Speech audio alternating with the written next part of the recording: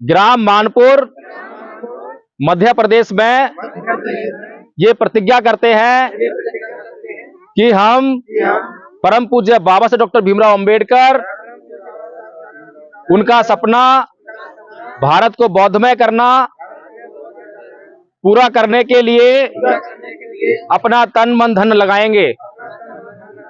आज से हम मरते दम तक, जब तक भारत को बौद्धमय ना कर दें, चैन से नहीं बैठेंगे।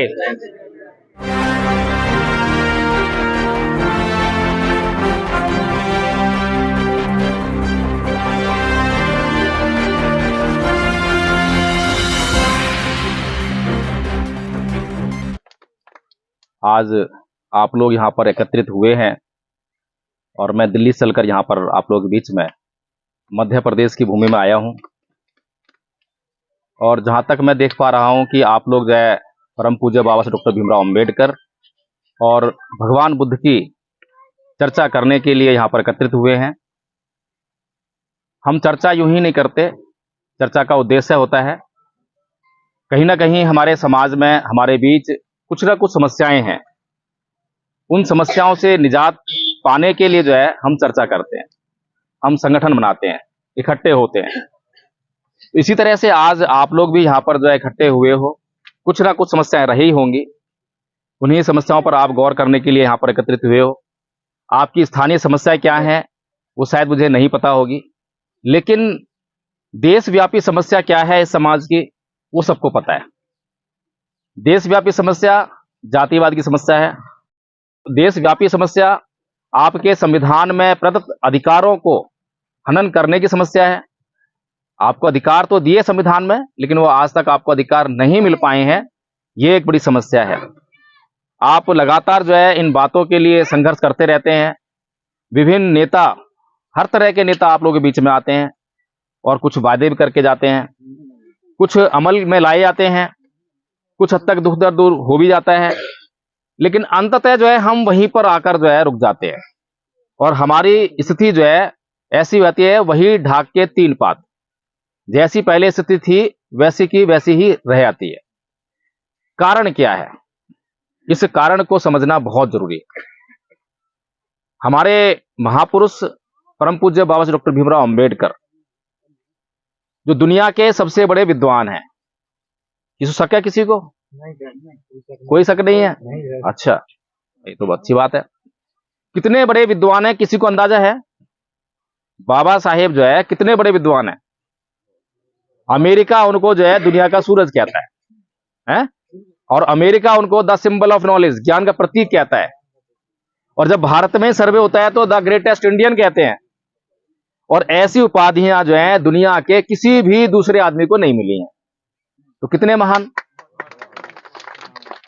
और भारत में तो बाबा साहेब के कद की अगर उन किसी से तुलना करी जाए कि उनके आसपास कोई हो ढूंढा जाए, कोई नेता नहीं है, कोई पढ़ा लिखा नहीं है। लेकिन समस्या यह है, क्या ऐसा आदमी कोई बात अगर कहता है और वो समाज के कल्याण के लिए, तो क्या वो कोई गलत बात कहेगा? क्या उस बात को करने से, उस बात को मानने से हमारा नुकसान हो सकता है? आप लोग कौन से धर्म को मानते हो? मुसलमान धर्म को मानते हो या हिंदू धर्म को मानते हो? सारे हिंदू हो? यहां तो आपने बुद्ध भगवान की मूर्ति लगी हुई है और बाबा साहेब की मूर्ति लगी हुई है। ये कैसा मापदंड है भाई? परम पूज्य बाबा साहेब डॉक्टर भीमराव अंबेडकर कौन से धर्म को मानते थे? किसी को मालूम है? अच्छा, ये पता है कि बुद्ध धर्म को मानते थे, लेकिन बाबा साहेब जिस धर्म को मानते थे पहले नहीं मानते थे। मतलब पहले कब? अरे मतलब तुम्हें तो उन्होंने ये दे दिया ना भाई। आदमी को प्रगति करने में, सीखने में टाइम लगता है। जब बच्चा स्कूल में जाता है तो कुछ नहीं जानता, और जब बच्चा जो है पहली क्लास में जाता है कुछ सीखता है, फिर दूसरी क्लास में जाता है फिर कुछ और सीखता है। सीखते सीखते वो पीएचडी कर लेता है, सीखते सीखते बाबा साहब बन जाता है। तो सीखते सीखते होता है ना, एकदम थोड़ा ना होगा। आदमी जो है जांच परख भी करता है, क्या सही है क्या गलत है। एकदम से छोड़ा नहीं जाता कुछ भी, एकदम पकड़ा नहीं जाता कुछ भी है। तो सब कुछ जो है विकास का परिणाम है। तो कहने का मतलब यह है कि अब हमारे पास तो कुछ भी सीखने के लिए, जांच करने के लिए है नहीं। जो पहले से ही जांच किया जा चुका है, क्या उसको दोबारा जांच करते हैं हम? डॉक्टर कभी आपको दवाई खाने के लिए देता है तो क्या आप पहले जांच करने जाते हो लेबोरेटरी ले आके कि पहले इसकी जांच करें, काम करेंगे नहीं करेगी? पहले से ही एक विश्वास स्थापित है। उस डॉक्टर को आप जानते हो कि ये डॉक्टर जो है एमबीबीएस की पढ़ाई करके आया है, डिग्री लेकर आया है, और इसको पता है कौन सी दवाई देनी है, ये सही दवाई ही देगा। इसीलिए आप उस पर विश्वास करके वो दवाई खा लेते हो, ठीक हो जाते हो। सीधी सी बात तो ये है।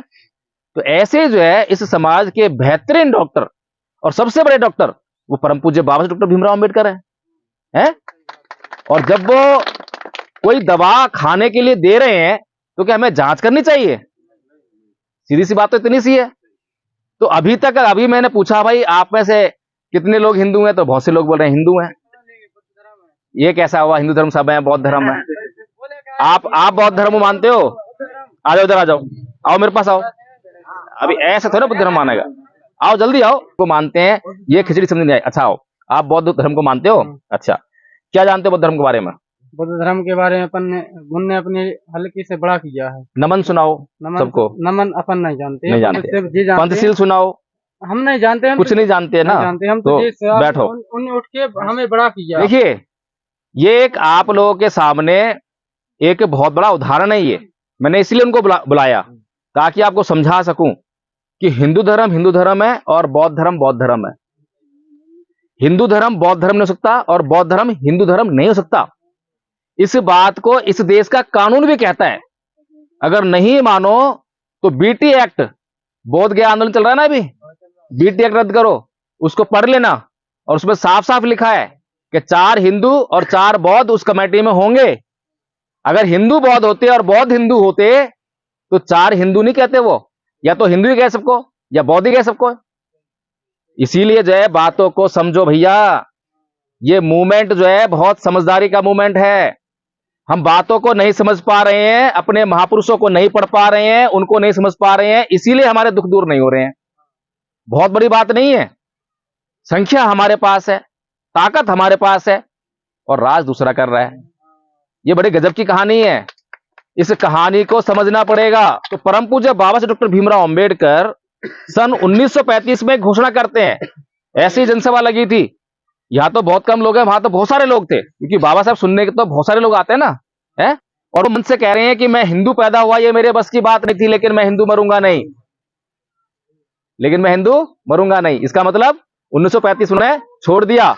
और समाज को भी कह रहे हैं, कहा ना समाज को, तो समाज ने छोड़ा क्या? अब उसका परिणाम क्या है? नहीं छोड़ा तो उसका परिणाम क्या है? पता है परिणाम आपको? है गुलामी नहीं। आज जो आपके नेता, आप रोज यूट्यूब पे देखते रहते होगे, आज हमारा संविधान खतरे में। अभी यूजीसी कानून के पीछे भी पड़े हुए हैं।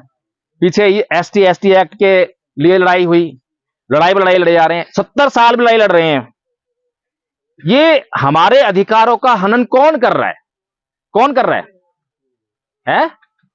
कौन कर रहा है हमारे अधिकार? हिंदू लोग कर रहे हैं, आरएसएस कर रही है, मनुवादी लोग कर रहे हैं, बीजेपी कर रही है। वो इस हमारे अधिकारों का हनन कैसे कर रही है, ये समझने वाली बात है। क्योंकि उसके पास ताकत है ना। आज आप लोगों के पास संविधान है, संविधान में आपके अधिकार हैं, आप ऐसी मीटिंग कर सकते हैं। लेकिन अभी यहां पर जो है 4 लठैत आ जाएं और बंदूक लेके आ जाएं, आपके साथ में मारपीट करें, दुर्व्यवहार करें, और आप फिर जो है थाने जाएं, वहां पर आपकी रिपोर्ट नहीं लिखी जाएगी। फिर वहां रिपोर्ट लिखवा भी दें तो आगे जाके न्यायालय में न्यायाधीश आपकी कार्रवाई नहीं करेगा, आपको न्याय नहीं मिलेगा। इसके लिए कौन जिम्मेदार है? कौन कर रहा है? ताकत कहां से मिल रही है? क्योंकि उनके पास शासन और प्रशासन दोनों उनके कब्जे में है। अब उनके कब्जे में है कैसे? शासन कैसे आता है? शासन तो वोट से आता है। बाबा साहेब ने कह दिया ना, जब बाबा साहेब ने संविधान को लागू करा दिया तो क्या बोला था कि आज मैंने जो है रानी के पेट का ऑपरेशन कर दिया है, आज के बाद जो है राजा रानी के पेट से जन्म नहीं लेगा। कैसे जन्म लेगा? बैलेट पेपर से जन्म लेगा, है ना, मत से पैदा होगा। तो सीधी सी बात है। लेकिन समस्या यह है कि वो बात हमें समझ में नहीं आती है, और इसीलिए आज हम अपने वोट की ताकत को उनको दे रहे हैं, जब तो सरकार बनी। भाई 3% लोग जो है सरकार में आ सकते हैं क्या लोकतंत्र व्यवस्था में? ये तो बड़ी छोटी सी बात है, मामूली सी बात है। और पिछले 70 साल से जो है वही सत्ता में आ रहे हैं, उन्हीं की सरकार बन रही है। जब सरकार उनकी बनेगी, उनको पता है कि ये तो वोट हमें ही देते हैं, तो क्या वो तुम्हारी पूजा करेंगे, आरती उतारेंगे? तो वही करेंगे जो उनके मन में आएगा। कुल मिलाकर कहने का मतलब ये है कि हमारे महापुरुष जो हैं हमें हमारी हर समस्या का हल दे रहे हैं, दिया है, लेकिन हमने उस हल को नहीं समझा। जब 1935 में बाबा साहेब ने यह कहा कि हिंदू धर्म छोड़ दो, और अगर इस समाज ने वो बात मान ली होती तो क्या होता? हिंदू धर्म एकदम खत्म हुआ था? होता ही नहीं होता। भाई हम ही चला रहे हैं, आरएसएस कौन चला रहा है? हम ही चला रहे हैं।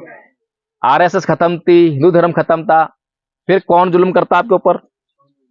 आज इस देश में धर्म के नाम पे सत्ता आई है। जो सत्ता में लोग हैं, दिन रात धर्म धर्म धर्म चिल्लाया उन्होंने, और धर्म में सत्ता आई है। अच्छा ये बताओ, आप सभी धार्मिक तो हैं, कोई अधर्मी तो नहीं है? सारे धार्मिक हैं पक्के? अभी आचार्य जी ने पूछा था, आप धार्मिक नहीं हो, कोई पाप करते हो तो धार्मिक नहीं हो? जब पाप नहीं करते धार्मिक हो गए?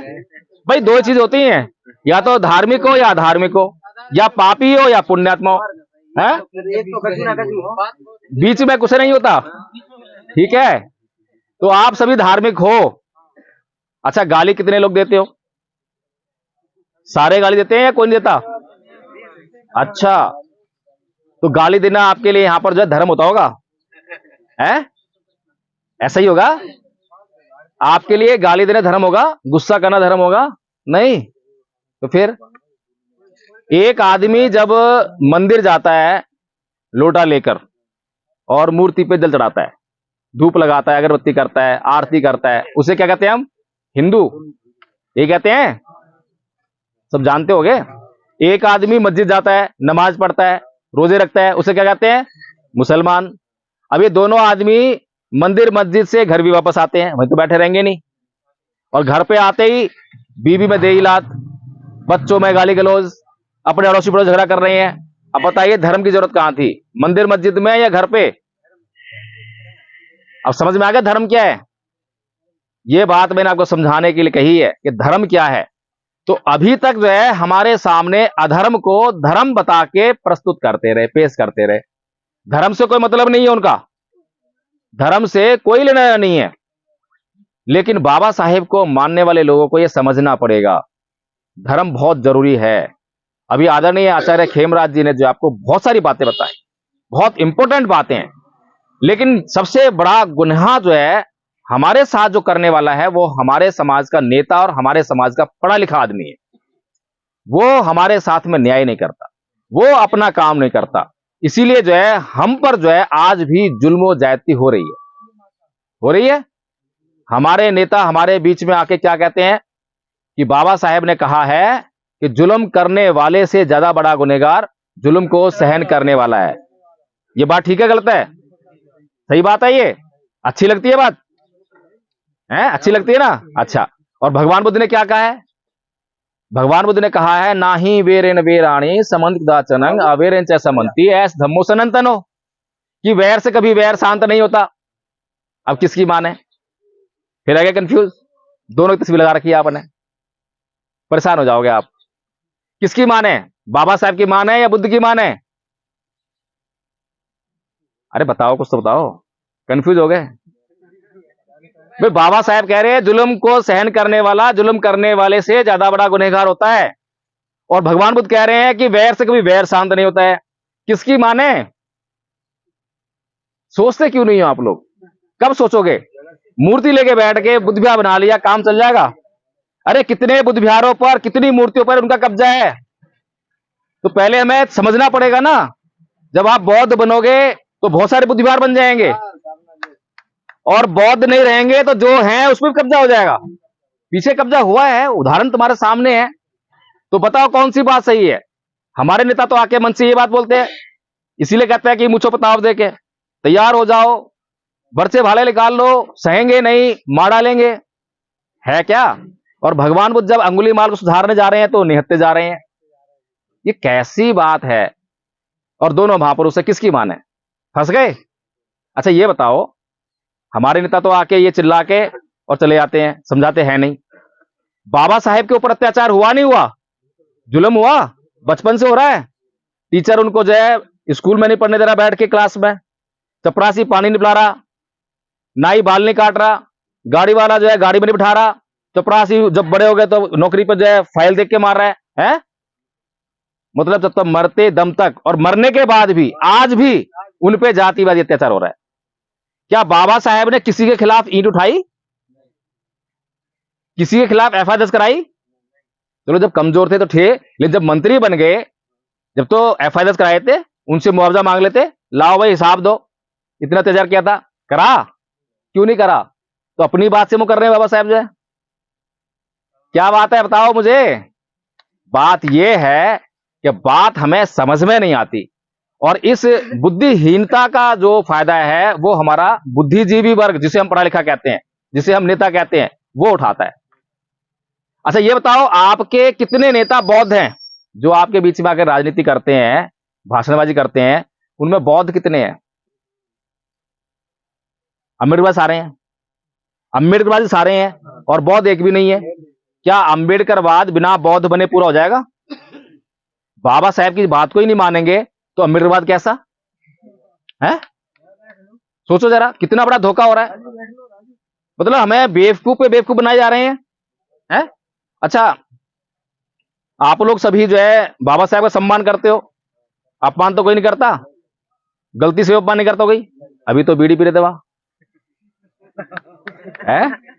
अभी तो कह रहे अपमान नहीं करते, और वो भी भगवान बुद्ध के पीछे बैठ के पी रहे थे। मुझे वहां भी बदबू आ रही तो भगवान को क्या हाल होगा? है? मुझे वहां बदबू आ रही है तो भगवान को क्या हाल हुआ होगा? बाई चांस चल जाती है। चलो, जयंती बनाते हो बाबा साहब की? अच्छा, कैसे बनाते हो?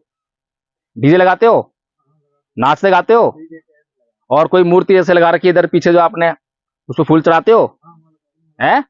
और फिर उसके बाद बस जयंती बन गई। अच्छा ये वाली जयंती जो है कोई नहीं मनाता क्या?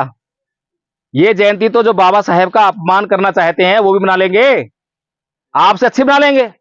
आप तो लाख रुपए लगाएंगे, 2 लाख रुपए लगा देंगे। बाबा साहेब की जयंती मनाने का क्या मतलब है? सीधी सी बात है भाई, 1935 से लेकर अब तक अगर बाबा साहेब के विचारों पर चले होते तो हमारे दुख दूर हुए होते या नहीं होते? किस चीज की कमी थी हमारे पास? समझ में आ रही है बात मेरी?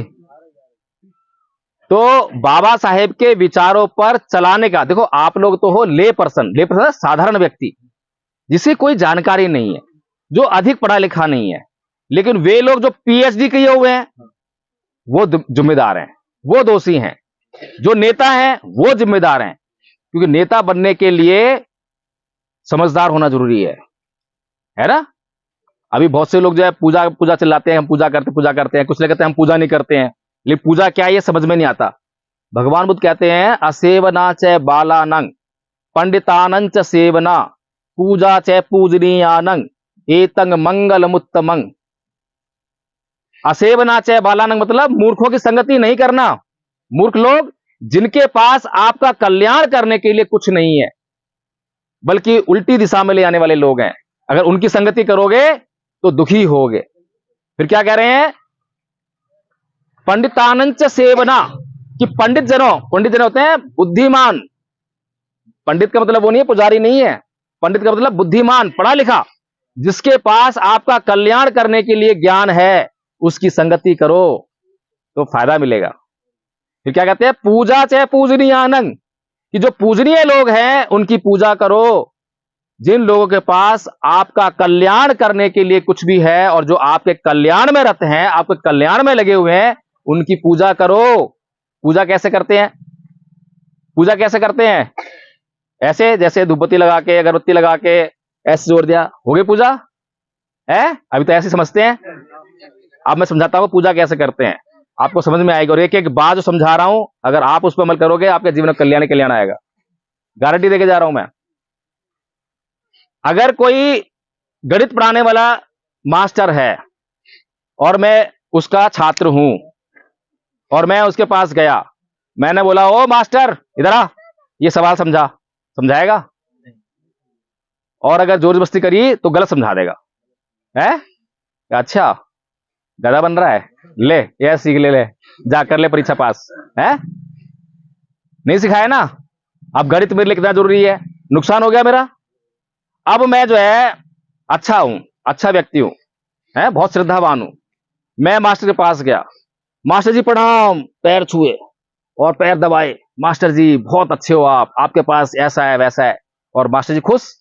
मास्टर जी मुझे सवाल सिखा दो। वो सवाल नहीं, बल्कि जो कुछ भी उनको आता होगा ना, और जो नहीं भी आता है वो भी कहीं कैसे पढ़ पढ़ के आपको सिखाएंगे। कहेंगे बेटा ये भी सीख, ये भी सीख, और देख 5 बजे उठ और बिल्कुल आलस मत कर, परीक्षा में नंबर लेकर आने तेरे को जाए। मास्टर करेगा ना करेगा? कल्याण कैसे हो रहा है? पूजा कैसे हुई? ऐसे पूजा होती है। सम्मान करने को पूजा कहते हैं। हमने तो अर्थ का अनर्थ कर दिया है, अर्थ का अनर्थ करके जी रहे हैं, तो फिर कल्याण कहां से आएगा? तो इसीलिए बाबा साहेब की पूजा कैसे करनी थी हमें, ये डीजे लगा के नहीं। आप एक दिन में पूरे देश में बाबा साहेब की जयंती मनाने के लिए ये समाज जो अपने आप को भूखा नंगा कहता है, दलित कहता है, पता नहीं क्या क्या कहता है, ये समाज अरबों रुपया खर्च कर देता है एक दिन में। अरबों रुपया कितनी कीमत पता है आपको इस समाज के लिए? कीमत है या नहीं है? अगर इस समाज से कोई उधार मांग ले, उधार नहीं देता। इस समाज के कितने लोग जो है ब्याज लेके अपना जीवन जी रहे हैं। बताओ, इतना बड़ा समाज अगर 1 रुपया रोज दान करे तो कितने करोड़ रुपया रोज इकट्ठा हो जाए। किसी पे ब्याज का बोझ आएगा? किसी का बच्चा जो है शिक्षा के भाव में जिएगा? लेकिन प्रॉब्लम यह है कि हम अपने महापुरुषों की बातों को नहीं मानते हैं। तो यही मिशन लेकर जो है मैं आप लोगों के बीच में आया हूं। मैं आप लोगों को जो है जिस स्थिति में हम जी रहे थे उससे बाहर निकलकर अच्छी स्थिति में जिए, इसके लिए एक मूवमेंट लेकर आया हूं। क्या तैयार हैं? तो सबसे पहले तो हमें बाबा साहेब की बात माननी है। बाबा साहेब ने 1935 में कहा था कि मैं हिंदू पैदा हुआ है, मैं हिंदू मरूंगा नहीं। कितने लोग तैयार हैं इस बात के लिए? अच्छा, हाथ नीचे करो, हाथ नीचे करो। गलत सवाल हो गया, सवाल गलत हो गया, सवाल गलत हो गया। कितने लोग तैयार नहीं है वो हाथ खड़ा करो। जो लोग तैयार नहीं, हाथ खड़ा करो।